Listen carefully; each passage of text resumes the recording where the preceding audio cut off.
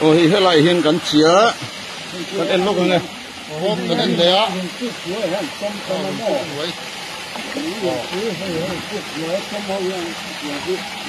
chỉ là bộ khăn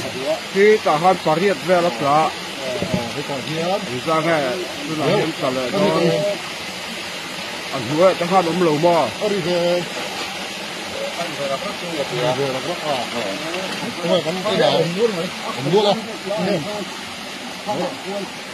thế lại hiên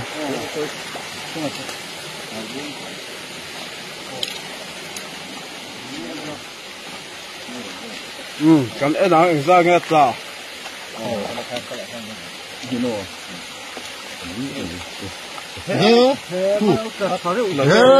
khát rất là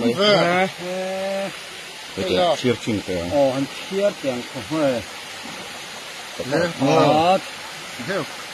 hết từ lâu nhưng bún là ai lạc phải thua phát gì cái liền luôn hốt về liền theo cắm phê ai không chạy hết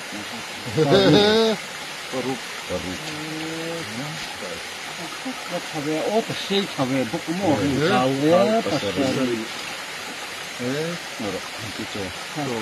con đi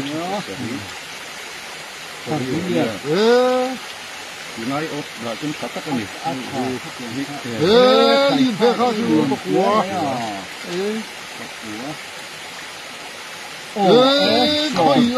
đâu là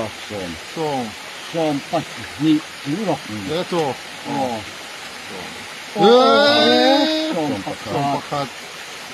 xôm bắt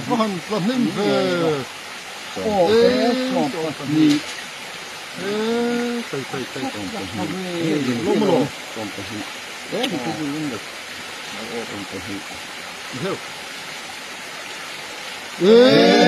phi xe cái đồ bốc khăn lông hồ tụ pa xôm bắt nhị hay xôm bắt con tôm về xôm bắt nhị mò lô lô đấy xôm bắt pasari cắm về ô tô thà nhị xì răng mày mò